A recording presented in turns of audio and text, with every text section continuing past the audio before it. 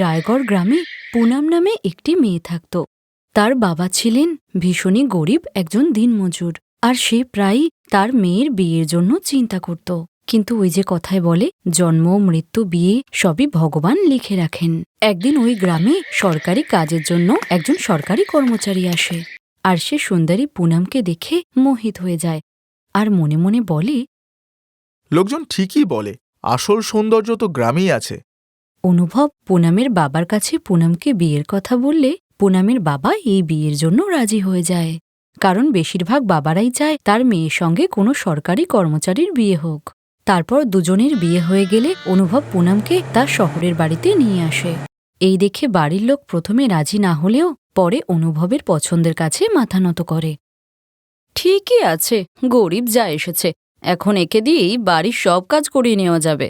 গরিব ঘরের মেয়ে পুনাম বিয়ে করে ধনী শ্বশুরবাড়িতে এলেও পুনাম আর তার ধনী বড় জায়ের মধ্যে অনেক ভেদাভেদ করা হতো। আসলে বড় বৌমা অঙ্কিতার বিয়েতে সরলা দেবী অনেক পণ পেয়েছিল, কিন্তু পুনাম তো এক কাপড়েই শ্বশুরবাড়ি এসেছিল, যে কারণে সরলা পুনামকে খুবই কথা শোনাত।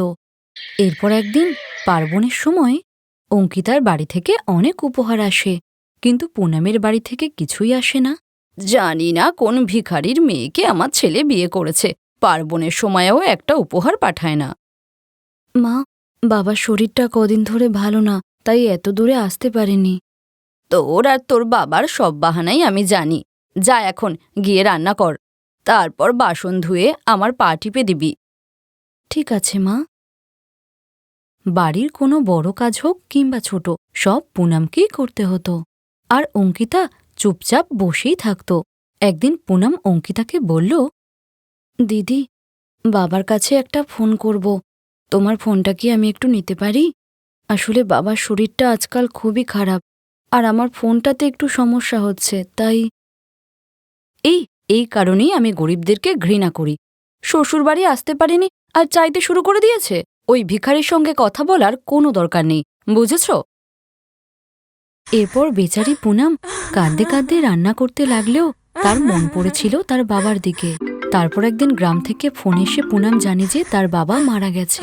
বেচারি পুনামের ছোটবেলাতেই মা মারা গেছিল, আর তারপর থেকে তার বাবাই ছিল তার সব।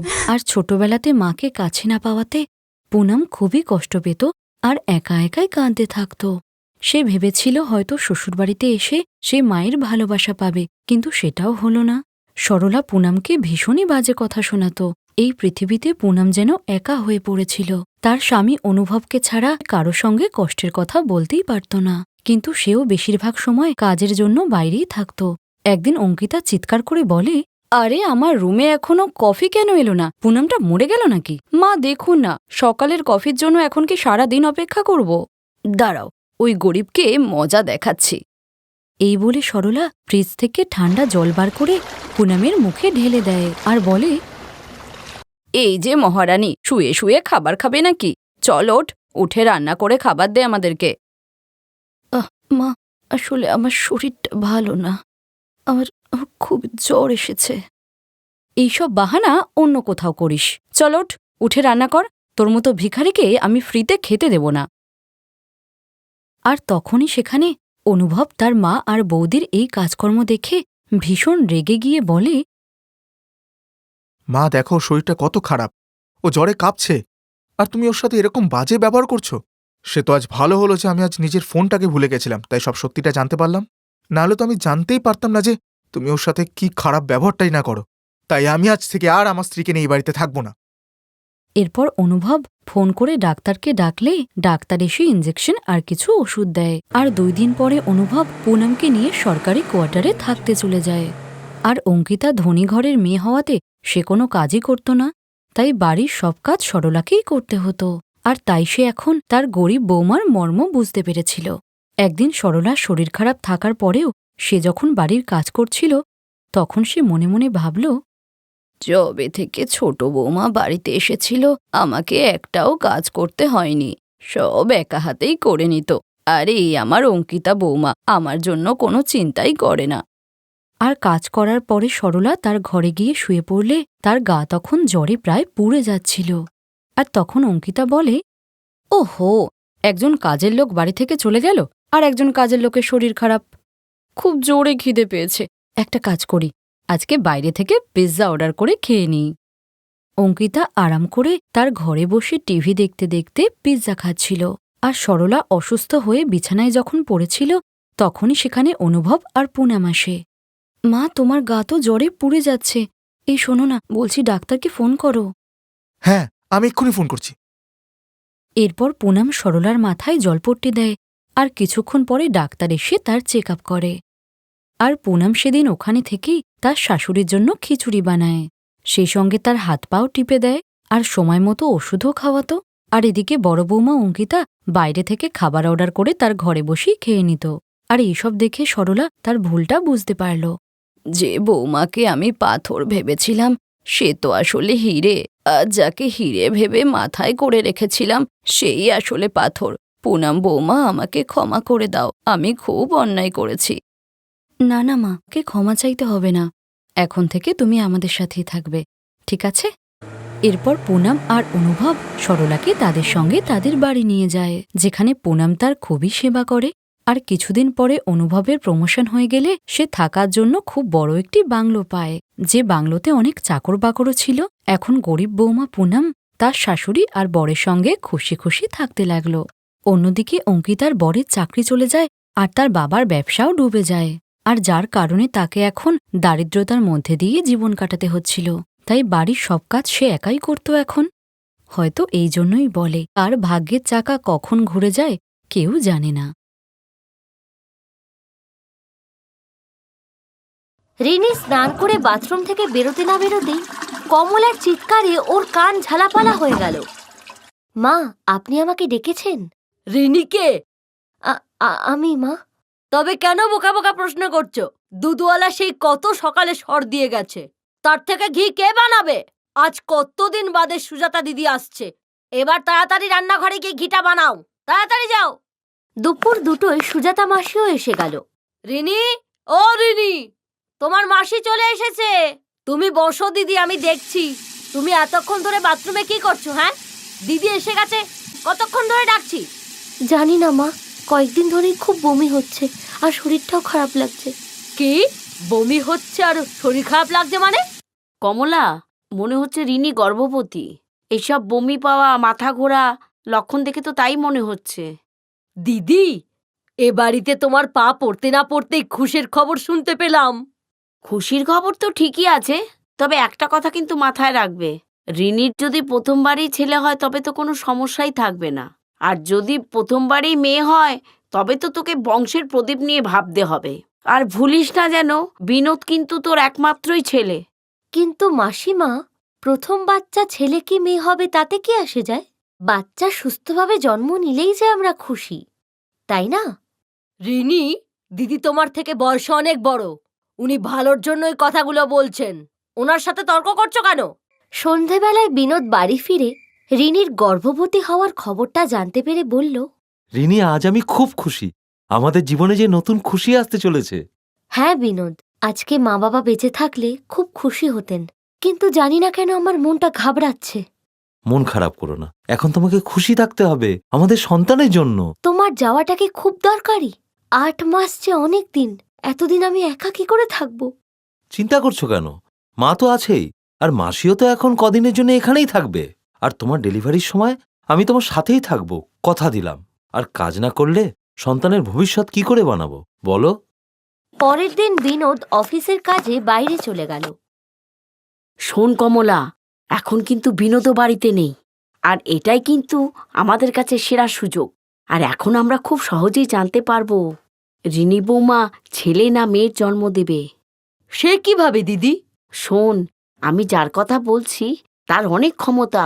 সে গর্ভবতী মহিলার মুখ দেখেই বলে দিতে পারবে ছেলে না মেয়ে হবে। ওনার নাম ভয়ঙ্করী দেবী, খুব প্রতাপশালী। সত্যি দিদি?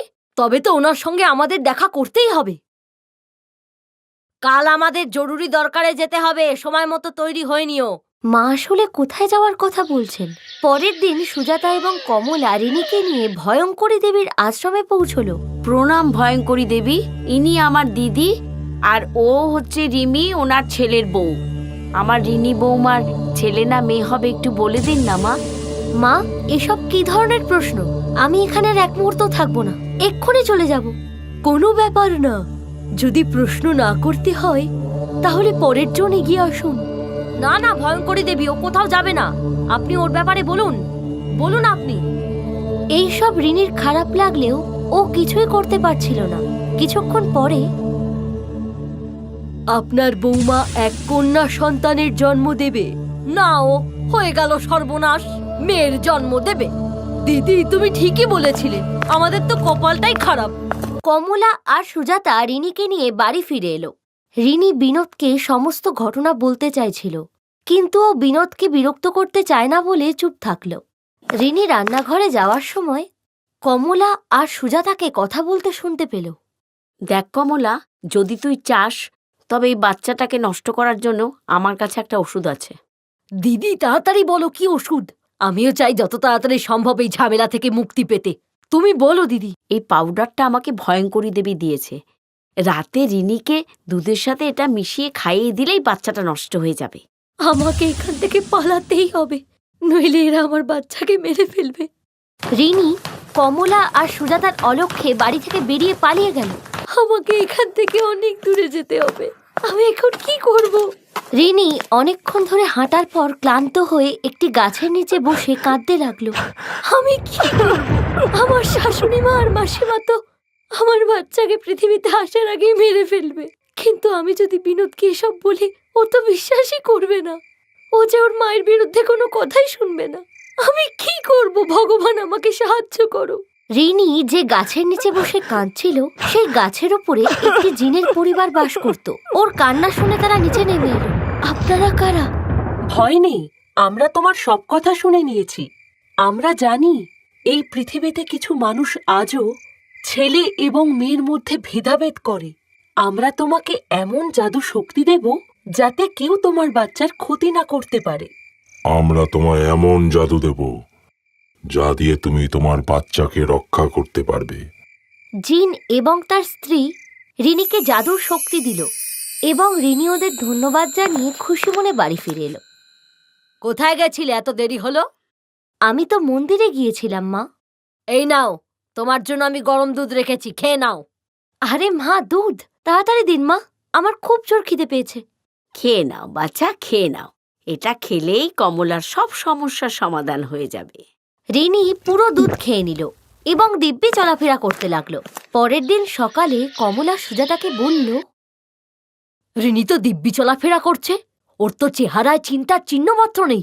এ কি করে সম্ভব? দিদি তুমি তো বলছিলে যে তোমাকে এই ওষুধ ভয়ঙ্করী দেবী দিয়েছিল, আর এটা কাজ করবেই। কমলা আর সুজাতা ভয়ঙ্করী দেবীকে সব কথা জানালো। কোনো ব্যাপার না, ওষুধে কাজ না করলেও এই তাবিজ করবে। এই নাও। কমলা বাড়ি ফিরে রিনিকে তাবিজটি দিল। রিনি, এই তাবিজটা পরে নাও, এটা তোমার বাচ্চার মঙ্গলের জন্য নিয়ে এসেছি। মা, আপনি আমার কত খেয়াল রাখেন, আমি এক্ষুনি পরে নিচ্ছি। এইবার তো নিশ্চয়ই ভয়ঙ্করী দেবীর দেওয়া তাবিজটা কাজ করবেই করবেই। কিন্তু তাবিজও রিনির বাচ্চার কোনো ক্ষতি করতে পারেনি। এইভাবে কিছু মাস পর্যন্ত ভয়ঙ্করী দেবী তার সমস্ত ক্ষমতা প্রয়োগ করলো, কিন্তু সবই বিফলে গেল। তাই উনি খুব রেগে নিজেই রিনির সঙ্গে দেখা করতে এলেন।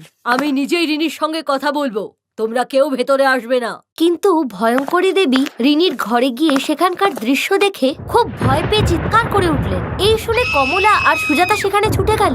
তোমার বৌমা মায়াবী, জাদুকরী। ও কি করে জন্ম না হওয়া বাচ্চাকে কোলে নিয়ে খেলছে? না না, আমি ওর কিছু করতে পারবো না। তোমরাই সেই লোক না যারা আমার বাচ্চাকে মারতে চাও? আর তুই তো সেই ভয়ঙ্করী দেবী না যে আমার বাচ্চাকে কালা জাদু করে মারতে চেয়েছিল? তোমরা মা হয়ে আরেক মায়ের কোল থেকে তার বাচ্চাকে ছিনিয়ে নিতে চাইছো? ছি ছি ছি। এইসব বলতে বলতে রিনির প্রসব যন্ত্রণা শুরু হয়ে গেল, আর তখন বিনোদও সেখানে পৌঁছে গিয়েছিল। রিনি ঘাবড়িও না, আমি এসে গেছি। আমি তোমাকে হসপিটালে নিয়ে যাচ্ছি। বাবা, তুই একে ছুবি না, একে হাসপাতালে নিয়ে যাস না। এ ডাইনি, এ তোর ক্ষতি করবে বাবা। মা, এ তুমি কি বলছো? রিনি আমার স্ত্রী, আমি ওকে এক্ষুনি হসপিটালে নিয়ে যাচ্ছি, এক্ষুনি। বিনোদ রিনিকে হাসপাতালে নিয়ে গেল এবং সেখানেই ওর ডেলিভারি হলো। ভয়ের কোনো কারণ নেই মিস্টার বিনোদ, বরং খুশিরই খবর। আপনার স্ত্রী যমজ সন্তান ছেলে মেয়ের জন্ম দিয়েছে। Thank you doctor. মা তুমি শুনলে, তুমি ঠাকুমা হয়ে গেছো, একসাথে নাতি নাতনির। থাক থাক বিনোদ, মাই খবরে খুশি হবেন না। উনি তো আমার মেয়ে হয়েছে দেখেই কষ্ট পাচ্ছেন। রিনি বিনোদকে হাসপাতালেই সুজাতা আর কমলার সব ষড়যন্ত্রের কথা জানালো। এই সব শুনে বিনোদ খুব দুঃখ পেয়ে রিনিকে বলল, তুমি চিন্তা করো না রিনি, আমি তোমাকে আর বাচ্চাদেরকে নিয়ে অনেক দূরে চলে যাব, মায়ের থেকে অনেক দূরে। না না বিনোদ বাবা, এরকম বলো না বাবা। রিনি, মা আমায় ক্ষমা করে দাও মা। আমি ভয়ঙ্করী দেবীর কথা শুনে তোমার প্রতি অনেক অন্যায় করেছি মা। বাবা বিনোদ, কমলার কোনো দোষ নেই, সব দোষ আমার। আমি কমলাকে কুপরামর্শ দিয়ে ভয়ঙ্করী দেবীর কাছে নিয়ে গিয়েছিলাম। তুই আমাকে ক্ষমা করে দে বাবা। বিনোদ ভয়ঙ্করী দেবীর বিরুদ্ধে পুলিশের কাছে অভিযোগ জানালো, যাতে সে আর কোনো গর্ভবতী মহিলার কোল শূন্য না করতে পারে। পুলিশ ভয়ঙ্করী দেবীকে গ্রেফতার করে।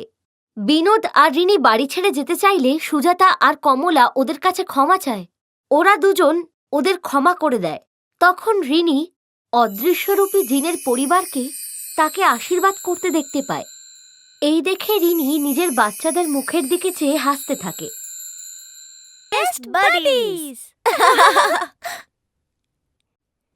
হ্যালো ফ্রেন্ডস, এই ভিডিওটা দেখার জন্য ধন্যবাদ। যদি এই ভিডিওটা তোমাদের ভালো লেগে থাকে তাহলে প্লিজ লাইক, সাবস্ক্রাইব আর কমেন্ট অবশ্যই করবে এই ভিডিওতে। আর হ্যাঁ, শেয়ার করতে ভুলো না কিন্তু। আরও অনেক মজাদার ভিডিও দেখার জন্য নিচে দেওয়া এই বেল আইকনটাকে প্রেস করো। দেখতে থাকো বেস্ট বাডিজ।